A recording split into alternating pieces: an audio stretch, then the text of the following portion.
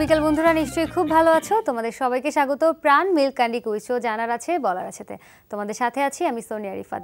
বন্ধুরা, আজকে রোজকার মতো তোমাদেরকে জানিয়ে দিব রণদা প্রসাদ সাহা সম্পর্কে কিছু তথ্য। আজ 15ই নভেম্বর খ্যাতনামা দানবীর রণদা প্রসাদ সাহার জন্মদিন।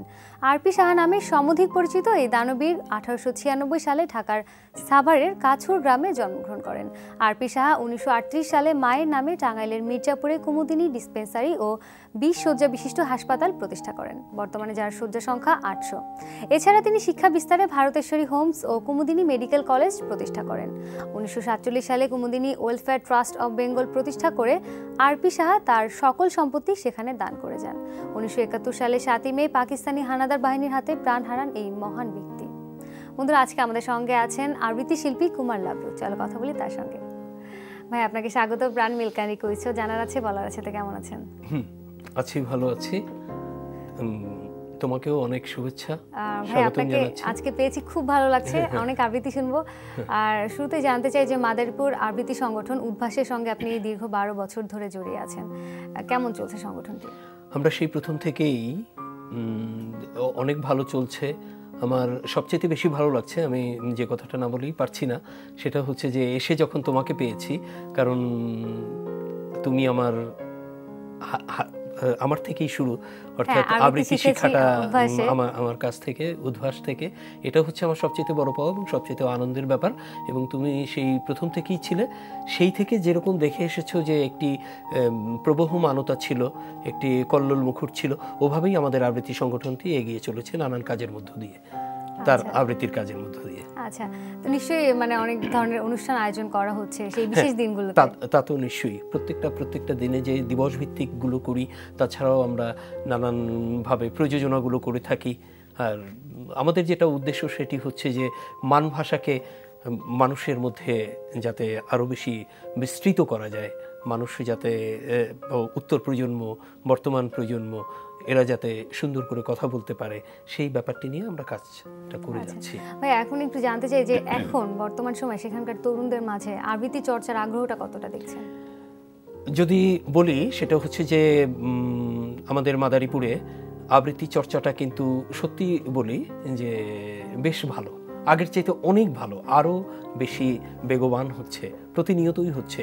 কারণ তুমিও জানো যে ঢাকা থেকেও যারা বাংলাদেশের একেবারেই প্রথম সারির আবৃত্তি শিল্পী, এরা অলমোস্ট এভরিওয়ান আমাদের ওখানে গিয়েছে এবং সেই সৌভাগ্য উদ্ভাসের হয়েছে যে আমরা তাদেরকে আমন্ত্রণ জানিয়েছি এবং তারা অনেকেই গিয়েছে এবং তাদের কাছ থেকে আমরা অনেক কিছু শিখতেও পেরেছি এবং অ্যাট দ্য সেম টাইম আমাদের তো নিজস্ব চর্চাগুলো চলছেই। ভাইয়া, আরো কথা বলবো, তবে খুব আবৃত্তি শুনতে ইচ্ছে করছে একটা। আচ্ছা, ঠিক আছে, তাহলে আমি জানার আছে বলার আছে, যেহেতু একটু বাচ্চাদের, অতএব আমি প্রথমেই একটি ছড়া দিয়ে শুরু করতে চাই। কাকের মুখে রটল খবর, বনের রাজা বাঘ মরেছে। জন্তুরা সব একে একে মরা বাঘটা এলো দেখে। কেউ বলল হা হা উহু, কেউ বলল বাঁচা গেছে। কদিন বাদেই বলল সবাই বাঘ মরেছে, এখন তবে বনের একটা রাজা তো চাই। কে তাহলে রাজা হবে? শেয়াল তখন চুপি চুপি মাথায় দিয়ে গাধার টুপি, লাফিয়ে উঠে সিংহাসনে ডাকলো হুক্কা হুয়া রবে, বলল যে সেই রাজা। ভালুক বলল এই বেয়াদব, ওখান থেকে নাম এখনই। সিংহাসনে লাফিয়ে উঠে ফের যদি তোর মুখে শুনি রাজা হবি, একটি চরে অক্কা পাবি, হুক্কা হুয়া ভুলে যাবি। বাঘ মরেছে, ভালুক আছে, বাঘের পরে আমার দাবি। নেকড়ে বলল ভালোই আছো, ভালুক নাচো, সিংহাসনের পাশে এসে ভাবছো বুঝি রাজাও হবে? আমি হচ্ছি বাঘের পিসে, আমার দাবি কমটা কিসে, আমায় রাজা করতে হবে। হায়না বলল হাসাসনি আর, পিসি কোথায় ঠিক নেই, তার উনি এলেন পিসে মশাই, আমায় রাজা করতে হবে। বাঁদর বলল, ওরে হায় না, তুইও জুড়ে দিলি বায়না, জানিস তো কেউ তোকে চায় না, সারাদিন লেংচে চলিস, আবার তুইও বলিস রাজা হবি।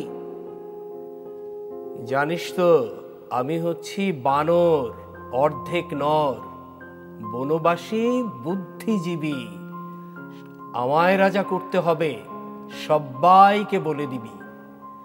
বাদুর তখন ঘুরে ঘুরে দেখছে উড়ে, ঘেউ ঘক ঘক কুক কক কক, বন তোলপার হট্টগোলে।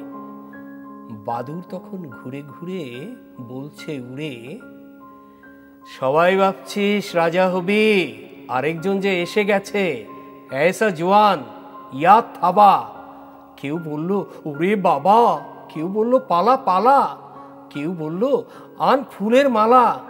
এসে গেছেন রাজা মশাই, সিংহাসনে এনে বসাই, আমাদের তো রাজা সাজা, বাঘই হচ্ছেন আসল রাজা। বাহ, চমৎকার, অনেক ধন্যবাদ ভাই, খুব ভালো লাগলো। আর আজকে ছোট্ট বন্ধু যারা আছে নিশ্চয়ই ওরা খুব খুশি হবে।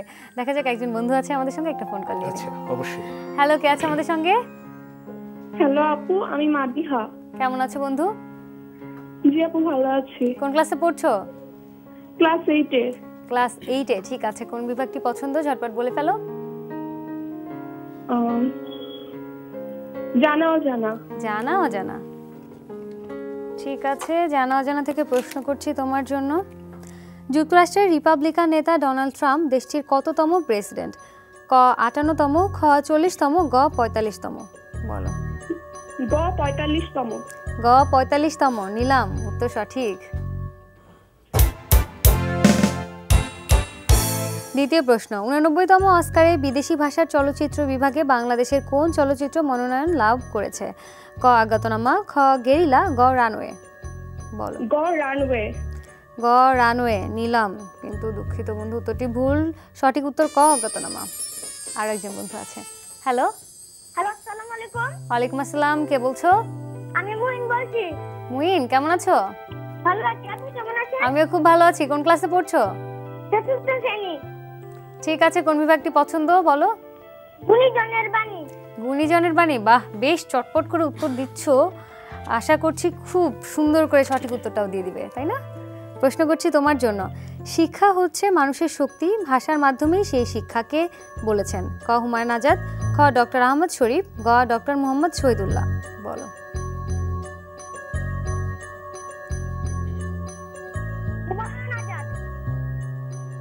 হুমায়ুন আজাদ, নিলাম, কিন্তু দুঃখিত বন্ধু, ভুল। সঠিক উত্তর গ ডক্টর মোহাম্মদ শহীদুল্লাহ। ভাইয়া, কথা বলছিলাম, একটা চমৎকার আবৃত্তি শুনলাম ছোটদের নিয়ে। একটু জানতে চাই যে বলছিলেন তরুণ সমাজের মধ্যে খুব আগ্রহ আছে আবৃত্তিটা নিয়ে। যদি নতুন করে কেউ আবৃত্তি শিখতে আসতে চায়, সেটা যে কোনো জেলায় হতে পারে, যে কোনো জায়গায় হতে পারে, তাদের প্রথম স্টেপটা কি হতে পারে? প্রথম স্টেপটা হচ্ছে তাদের আগ্রহটা থাকতে হবে। এটাই হচ্ছে যে এটির প্রতি একটা মমত্ববোধ তৈরি করতে হবে তাদেরকে। যদি আবৃত্তির আগ্রহটা থাকে তাহলে তারা অবশ্যই জেলাভিত্তিক হোক বা জাতীয় ভিত্তিক হোক, চ্যানেলগুলোতে হোক, যে আবৃত্তির অনুষ্ঠানগুলো হয় এগুলির প্রতি একটু ঝোঁক থাকতে হবে, অর্থাৎ দেখতে হবে। প্রথম ব্যাপার হচ্ছে আগ্রহটা থাকতে হবে। আগ্রহটাই হচ্ছে, আগ্রহ যদি থাকে তাহলে সে সংগঠনগুলো, যে জেলাভিত্তিক যে সংগঠনগুলো আছে, আমাদের ফেডারেটিভ বডি সারা বাংলাদেশেই, সেই ফেডারেটিভ বডির যেটি কেন্দ্রীয় নাম বাংলাদেশ আবৃত্তি সমন্বয় পরিষদ, এটির নেতৃত্বে আমরা সারা বাংলাদেশে এখন ৩০০-র উপরে দল। আচ্ছা, তো ৩০০-র উপরে দল এবং প্রতিটি জেলাতেই আবৃত্তি চর্চা এখন হচ্ছে। তো সেক্ষেত্রে যে দলগুলো আছে সে দলগুলোর কাছে আসতে হবে। তারা একটি প্রসেস ওয়াইজ একটি কর্মশালা করিয়ে থাকে, সেই কর্মশালায় যেতে হবে, যোগ দিতে হবে। কর্মশালায় যোগ দিয়ে তাদের যে প্রাথমিক পর্যায়গুলো এগুলোর উত্তরণ ঘটে যাবে। তারপরে তারা যার বেশি আগ্রহ থাকবে সে দলগুলোর সাথে অন্তর্ভুক্ত থেকে যাবে এবং তারা প্রতিনিয়ত চর্চা করবে। এটাই হচ্ছে এভাবে। আচ্ছা ভাই, উদ্ভাস, আপনার যে আবৃত্তি সংগঠনটি রয়েছে আমাদের, সেখানকার কার্যক্রম আসলে কি কি? সেটার কার্যক্রম তো আমরা এক হচ্ছে যে অনুষ্ঠানগুলো করে থাকি, সাপ্তাহিক যে আমরা বসাটা সেটা প্রতিনিয়ত বসি, নতুন যারা আছে এবং রাউন্ড দ্য ইয়ার অর্থাৎ বছরব্যাপী আমাদের যে ক্লাসগুলো হয়, সাপ্তাহিক ক্লাসগুলো, সেখানে আমরা প্রশিক্ষণ দিয়ে থাকি। আচ্ছা, মানে সব সময় আসলে ক্লাসগুলো চলতে থাকে? ক্লাসগুলো প্রতি সপ্তাহেই একটি বসা হয়। আচ্ছা ভাই, আর কথা বলবো, একজন ছোট বন্ধু আছে, একটা ফোন কল নেই। অবশ্যই। হ্যালো, কে আছে আমার সঙ্গে? আপু আসসালামু আলাইকুম। ওয়ালাইকুম আসসালাম, কে আছো? আমি সুরামিন বলছিলাম কোথা থেকে। কেমন আছো? জি ভালো আছি, আপনি কেমন আছেন? আমি খুব ভালো আছি। কোন ক্লাসে পড়ছো? আমি ক্লাস 8-এ। ঠিক আছে, কোন বিভাগটি পছন্দ ঝটপট বলে ফেলো। ইতিহাসের পাতা। ইতিহাসের পাতা? ইতিহাসের পাতা না, ঠিক আছে, প্রশ্ন করছি ইতিহাসের পাতা থেকে। ভারতের কমিউনিস্ট পার্টির প্রথম মুখপত্রের নাম কি? ক ভ্যানগার্ড, খ কমিউন, গ একতা। বলো বলো। খ অপশন খ কমিউন। খ কমিউন নিলাম, কিন্তু দুঃখিত বন্ধু, উত্তরটি ভুল। সঠিক উত্তর ক ভ্যানগার্ড। আর একজন বন্ধু আছে। হ্যালো। হ্যালো, আসসালামু আলাইকুম। ওয়ালাইকুম আসসালাম, নাম বলো। আরিফ। কোন ক্লাসে পড়ছো? Class 4th। কোন বিভাগটি পছন্দ বলো। ইতিহাস। ইতিহাসের পাতা, ঠিক আছে, ইতিহাসের পাতা থেকে প্রশ্ন করছি। দীর্ঘ 27 বছর বন্দী থাকার পর নেলসন ম্যান্ডেলা কোন কারাগার থেকে মুক্তি পান? ক রোবেন, খ সাইবেন, গ রাইবেন। বলো। খ সাইবেন। খ সাইবেন নিলাম, কিন্তু দুঃখিত বন্ধু, উত্তরটি ভুল। সঠিক উত্তর ক রোবেন। অসংখ্য ধন্যবাদ অংশগ্রহণ করার জন্য, জানা হলো। ভাইয়া, কথা বলছিলাম আদাইপুর আবৃত্তি সংগঠনের আসলে কার্যক্রমগুলো নিয়ে। খুব মানে কথা বললাম, আসলে আমার আজকে অনেক বেশি আবৃত্তি শুনতে ইচ্ছে করছে। একটা আবৃত্তি শুনতে চাই। একটা আবৃত্তি আমি করছি এবারে, আবারও সেই ছেলেবেলা নিয়ে একটি আবৃত্তি। ছোট, যেহেতু এখানে এসে ছেলেবেলার কথা, আমরা সবাই তো আসলে ছেলেবেলায় ফিরে যেতে চাই, তাই না? এই যে দিনে দিনে দিন চলে যাচ্ছে, তারপরও পেছনে যেতে চাই, সেরকম একটি কবিতা। দাও ফিরে সেই ছেলেবেলা, পাঠশালাতে নামতা পড়ি, বাদল রাতে গা ছমছম, ভূতের গল্পে ভয়েই মরি। দাও ফিরে সেই ছেলেবেলা, ঘুম পাড়ানি গানের সুর, মায়ের কোলে ঘুমাক শিশু, দস্যিপনা কোন সুদূর। দাও ফিরে সেই ছেলেবেলা, শীতের রোদে আচার চুরি। দাও ফিরে সেই ছেলেবেলা, দোলনা দোলাক বটের ঝুড়ি। দাও ফিরে সেই ছেলেবেলা, বসে খেরোদে আমের বন। দাও ফিরে সেই ছেলেবেলা, ছোট্ট সোনার সবুজ মন। দাও ফিরে সেই ছেলেবেলা, খাতার পাতার নৌকোখানি। দাও ফিরে সেই ছেলেবেলা, পুতুল খেলার সময়টুক। কাটুম কুটুম আসবে ঘরে, খুশির নাচন নাচবে বুক। দাও ফিরে সেই ছেলেবেলা, সুদূর নীলে উড়ুক ঘুরি। উড়তে উড়তে হঠাৎ দেখে চরকা কাটা চাঁদের বুড়ি। দাও ফিরে সেই ছেলেবেলা, স্বপ্ন মাখা অপুর চোখ। দিদির সাথে ছুটবো মাঠে, মায়ের যতই বারণ হোক। দাও ফিরে সেই ছেলেবেলা, মনের মাঝে নতুন খোঁজ। দাও ফিরে সেই ছেলেবেলা, নাও ফিরে নাও এই কাজের বোঝ। দাও ফিরে সেই ছেলেবেলা, দাও ফিরে সেই ছেলেবেলা, দাও ফিরে সেই ছেলেবেলা। বাহ, চমৎকার। আসলে সত্যি বলেছেন, ছেলেবেলায় আসলে সবাই ফিরতে চায়। তো ভাইয়া, ছেলেবেলার কথা যেহেতু বলেছেন, আমি একটু পেছনের দিকে তাকাতে চাই যে আবৃত্তির প্রতি ভালোবাসাটা কবে থেকে শুরু হয়েছিল? আবৃত্তির প্রতি ভালোবাসাটা, এটা ছোট থেকেই বলবো যে মায়ের মুখে রাক্ষস খক্ষসের গল্প শুনতে শুনতে, তার মুখে ঘুম পাড়ানো ছড়া শুনতে শুনতে, এটা হচ্ছে প্রথম। আর তারপরে যদি বলি একটু বয়সন্ধিকালে, সেটি তখন সবার আগে শুনেছি গোলাম মোস্তফা। উনি বাংলাদেশের একজন প্রখ্যাত অভিনেতা এবং আবৃত্তি শিল্পী ছিলেন। ওনার থেকে অনুপ্রাণিত হয়েছি। পরবর্তীতে কামরুল হাসান মঞ্জু, বাংলাদেশের যিনি প্রথিতযশা একজন আবৃত্তি শিল্পী, ওনার থেকে এইভাবে শুরু হয়ে যদি বলি, আরও এখনকার যারা অনেকেই আছেন যাদের আবৃত্তি আমার ভালো লাগে, তাদের থেকেও অনুপ্রাণিত হয়েছি এভাবে, এবং সেভাবেই আস্তে আস্তে আবৃত্তির সবচেয়ে বড় কথা নিজের আগ্রহটা ছিল যে আমি সুন্দর করে কথা বলতে চাই। এটা হচ্ছে সবচেয়ে বড় সবচেয়ে কথা। প্রথমে আগ্রহটা ছিল। এবং এটা তো একটা সামাজিক দায়বদ্ধতাও থাকে যে আবৃত্তির মধ্য দিয়ে সমাজের অনেক কিছুকে তুলে আনা যায়, অনেক কিছুকে বলা যায়, অনেক মেসেজ দেওয়া যায় সমাজের বিভিন্ন অসঙ্গতির থেকে সঙ্গতিতে আসার জন্য। আচ্ছা ভাইয়া, বলছিলেন একদম শুরুর দিকের কথা, এরপরে যদি একটু জানতে চাই যে মাদারীপুরে এত সক্রিয় একটা সংগঠন গড়ে তোলা, সেটা যেহেতু শুরু থেকে আপনি ছিলেন, মানে সেই গল্পটা একটু শুনবো। আচ্ছা, এটা শুরুটা যদি বলি যে প্রথমত আমি সাংস্কৃতিক অঙ্গনে আমি আগে খেলাধুলা করতাম, মূলত আমি ক্রিকেটের সাথে ছিলাম, পরবর্তীতে আমি চলে এসেছি সাংস্কৃতিক অঙ্গনে। এটি আমার একটি বন্ধু মেহেদি নামে, ও এখন ছায়ানটে থাকে, ছায়ানটের টিচার এবং কর্মী। কে আছো? আমি অহনা। কেমন আছো? ভালো আছি। ভালো আছো? এত আস্তে করে কেন বলছো? মনে হচ্ছে খুব মন খারাপ। কোন ক্লাসে পড়ছো? আচ্ছা ঠিক আছে, ছবির গ্যালারি থেকে প্রশ্ন করছি, ছবিটি ভালো করে দেখো আর আমার প্রশ্নের উত্তর দাও। মার্কিন যুক্তরাষ্ট্রের সর্বকনিষ্ঠ প্রেসিডেন্টের নাম বলো। ক থমাস জেফারসন, খ জন অ্যাডামস, গ জন এফ কেনেডি।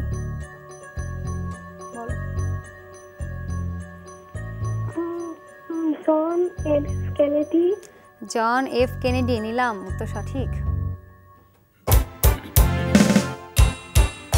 জানার জন্য বলে দিচ্ছি, 43 বছর বয়সে তিনি 35তম প্রেসিডেন্ট হিসেবে নির্বাচিত হন। দ্বিতীয় প্রশ্ন, ছবির মিউজিয়ামটির নাম বলো। ক আলবার্ট হল মিউজিয়াম, খ পাটনা মিউজিয়াম, গ ইন্ডিয়ান মিউজিয়াম। বলো বলো। ক আলবার্ট হল মিউজিয়াম। ক আলবার্ট হল মিউজিয়াম। কেউ কি বলে দিয়েছে? না আপু, মনে হচ্ছে। সত্যি করে বলো। না আপু, এটা আমার মনে হচ্ছে। ও, এটা তোমার মনে হচ্ছে? ঠিক আছে, নিলাম উত্তর সঠিক। অভিনন্দন, 1000 টাকা সমমূল্যের বই পেয়ে যাচ্ছ তুমি। তৃতীয় প্রশ্নে কি যাবো? হ্যাঁ যাবো। ঠিক আছে, যাচ্ছি। ছবির এই সাংবাদিক ও কথাশিল্পীর নাম বলো। খ হাসান আজিজুল হক, খ হাসান হাফিজুর রহমান, গ আবুল মনসুর আহমেদ। অপশন খ হাসান হাফিজুর রহমান। অপশন খ হাসান হাফিজুর রহমান নিলাম। বাহ, বেশ, এই উত্তরটিও সঠিক। অভিনন্দন, পেয়ে যাচ্ছ 2000 টাকা সমমূল্যের বই। অসংখ্য ধন্যবাদ। ভাইয়া, কথা বলছিলাম আপনার সঙ্গে, বলছিলেন যে উদ্ভাস আবৃত্তি সংগঠনটা আসলে শুরু গল্পটা বলছিলেন। শুরুটা হচ্ছে যে এটা শুরু করেছি 2006 অক্টোবরের দিকে। তো সেই ক্ষেত্রে যেটা বলছিলাম যে আমাদের মাদারীপুরেরই একটি ছেলে, ও চট্টগ্রামের অত্যন্ত প্রসিদ্ধ বোধন আবৃত্তি সংগঠনের সাধারণ সম্পাদক। তো ও আমাকে প্রথমে অনুপ্রাণিত করে যে তখন ও করতাম আবৃত্তি, আমরাও করতাম, চর্চা করতাম, কিন্তু এরকম সাংগঠনিক প্রক্রিয়াতে ছিল না। তখন ও বলল যে আবৃত্তি চর্চাটা করছেন, সাংগঠনিক প্রক্রিয়াতে করেন, এবং বাংলাদেশ আবৃত্তি সমন্বয় পরিষদ একটি ফেডারেটিভ বডি, এখানে আপনি যুক্ত হতে পারেন। ও প্রথমে আমাকে এই পথটি দেখায়, এবং তারপরে মাসকুরে সাত্তার কল্লোল, যার সাথে আমার বন্ধুত্ব স্থাপিত হয়, এবং তার হাত ধরে তারপরে মাহিদুল ইসলাম এবং মাহমুদা আক্তার, এই 4টি নাম আমাকে বলতেই হবে যে এই 4 জনের ধরে আমরা প্রথম শুরু করি। সহযোগিতা ছিল এবং প্রথম ওয়ার্কশপটি আমাদের করে আসেন মাসকুরে সাত্তার কল্লোল এবং মাহমুদা আক্তার, যেটা তুমিও করেছিলে যে ওয়ার্কশপটি। ভাইয়া, একটা আবৃত্তি শুনতে চাই। আসলে অনেকক্ষণ কথা বললাম, খুব মানে আজকে ইচ্ছে করছে যে আসলে বেশি বেশি করে আবৃত্তি শুনি। আমি এবারে একটি বাবা এবং ছেলের, যে বাবা দূরে থাকে, ছেলে একাকিত্ব ফিল করে, সেরকমই একটি চিঠি আমি পড়ছি ছেলের লেখা বাবাকে। শ্রীচরণে সুবাবা, চিঠি পাওয়া মাত্র তুমি মন্দিরে চলে এসো। আমার শরীর খুব খারাপ। বোলার বাবা বললেন বোধহয় কলেরা। আমার পায়ে হাতে ভীষণ ব্যথা, বড্ড জ্বর। তুমি আমার কাছে চলে এসো। তুমি এলেই আমার জ্বর ভালো হয়ে যাবে। শান্তিনিকেতনে আমাকে একা থাকতে হবে। কলকাতার বাইরে গিয়ে তুমিও বড্ড ব্যস্ত, তাই আমাকে পাঠিয়ে দিলে মন্দিরে, বোলার বাড়িতে। কলকাতায় বেলি দিদি ছিল, মীরা দিদি ছিল। আমি দুষ্টুমি করি না, সত্যি বলছি বাবা, আমি আমি একটু দুরন্তপনা করব না। আমাকে তোমার কাছে নিয়ে চলো। মা যখন আমায় ছেড়ে চলে গেল, আমার মনে কষ্ট হবে বলে জোড়াসাঁকোয় তুমি আমায় থাকতে দাওনি। মা আমাকে শেষবার দেখবার জন্য খুব কেঁদেছিলেন। কাল সারা রাত আমি মাকে স্বপ্নে দেখেছি। মা আমায় সারাক্ষণ ডেকে বলেছে, তোকে ছেড়ে থাকতে আমার যে বড্ড কষ্ট সুমি। মার চারপাশে কেমন মেঘের মতো ছায়া। আমাকে তোমার কাছে নিয়ে চলো। আমার অনেক কষ্ট হবে, তাই তুমি আমাকে হোস্টেলে থাকতে বলেছিলে। আমি তো ছিলাম মুকুদির সাথে শান্ত হয়ে। রাজলক্ষ্মী দিদিকে কোনোদিন বিরক্ত করিনি। আমি কারো সঙ্গে কোনোদিন ঝগড়া করিনি। তুমি বলেছিলে বলেই মেঝো জেঠুকে কাঁত মেরে কেষ্টা বেটাই চোর শুনিয়েছিলাম। আমি তো দাদার মতো পণ্ডিত হতে চাইনি, আমি তোমার মতো কবি হতে চেয়েছিলাম। তাই তাই তোমার পড়ার টেবিলে বসে বলতাম, আমি সমী ঠাকুর, যেমন আমার বাবা রবি ঠাকুর। আমি আর কোনো দিন তোমার চেয়ারে বসবো না বাবা। আমি এমন কোনো কিছু করব না যাতে তুমি দুঃখ পাও। আমি তোমার বীর পুরুষের মতো হতে চাই না, হতে চাইও নি কোনোদিন। বড় জোর কানু মাস্টার হব, অথবা কিচ্ছু না হয়ে শুধুমাত্র তোমার ছেলে হয়ে বেঁচে থাকবো বাবা। তুমি আমার খুব ভালো বাবা, বড় বাবা। আমি এত ছোট, তোমার যে নাগাল পাইনি। জ্বরে আমার গা পুড়ে যাচ্ছে। মন্দিরে মন্দিরে বোলার বাবা মা আমার খুব সেবা করছেন, কিন্তু কিন্তু কেউ যে তোমার মতো নয় বাবা। যন্ত্রণায় যন্ত্রণায় আমার পায়ে হাতে খিল ধরে আসছে, দু চোখের পাতা বুজে আসছে। আমায় যদি তুমি মন্দির থেকে না নিয়ে যাও, আমি তোমার সঙ্গে আড়ি করে একদিন মায়ের কাছে চলে যাব। ইতি সমী, 22 নভেম্বর 1907। বাহ, চমৎকার ভাইয়া, অনেক ধন্যবাদ। একটা চিঠি আসলে মনে হলো চোখের সামনে একটা গল্প মানে ভেসে উঠেছে। এরকমই একটা রবি ঠাকুরের ছোট ছেলে সমী ঠাকুর, সে যখন অসুস্থ অবস্থায় ছিল তারই একটি চিঠি। আচ্ছা ভাইয়া, আমরা জানি যে শুদ্ধ মানে বাংলা ভাষার চর্চায় আবৃত্তিটা আসলে অনেক বেশি গুরুত্বপূর্ণ। আবৃত্তি চর্চায় শুদ্ধ উচ্চারণ আসলে কতটা জরুরি? হ্যাঁ, শুদ্ধ উচ্চারণ একেবারেই প্রয়োজন। অবশ্যই এক্ষেত্রে আমরা যারা আবৃত্তি চর্চা করে থাকি এবং যারা করে আমাদের মানে যারা প্রশিক্ষক লেভেলেও কাজ করেন, যারা মান ভাষাকে যদি আমার ঠিক করতে হয়, তাহলে অবশ্যই সবচাইতে আগে দরকার আবৃত্তির প্রথম শর্ত উচ্চারণটা সঠিক করতে হবে, এবং সে জন্য উচ্চারণের কিছু সূত্র আছে, সেই সূত্রগুলি জেনে নিতে হবে প্রশিক্ষণের মধ্য দিয়ে, কর্মশালার মধ্য দিয়ে। এবং এক্ষেত্রে এই কাজটি করছে সারা বাংলাদেশ ব্যাপী বাংলাদেশ আবৃত্তি সমন্বয় পরিষদ এবং বিভিন্ন সংগঠন তার সাথে থেকে। আচ্ছা ভাইয়া, অসংখ্য ধন্যবাদ। অনেক কিছু জানলাম আজকে আমরা আবৃত্তি সম্পর্কে, আর সময় দেওয়ার জন্য অনেক ধন্যবাদ ভাইয়া। সময় স্বল্পতার কারণে আসলে প্রোগ্রাম এখানে শেষ করতে হবে। আচ্ছা, তোমাকেও অনেক ধন্যবাদ এনটিভিকে এবং যারা কলাকুশলী ছিলেন সবাইকেই আমার ধন্যবাদ। আবারও তোমাকে শুভেচ্ছা, এবং সবচেয়ে বড় কথা যে দর্শকদেরকে আমার অনেক অভিনন্দন। অনেক ধন্যবাদ ভাইয়া। বন্ধু, শেষ করতে হচ্ছে। তোমরা দেখছিলে প্রাণ মিল্কানি কুইজ শো। জানার আছে, বলার আছে, যাওয়ার আগে বলতে চাই এনটিভি সকল অনুষ্ঠান পুনরায় দেখতে হলে ভিজিট করতে পারো আমাদের পূর্ণাঙ্গ পোর্টাল www.ntvbd.com-এ। আল্লাহ হাফেজ, সবাই অনেক ভালো থেকো, সুস্থ থেকো।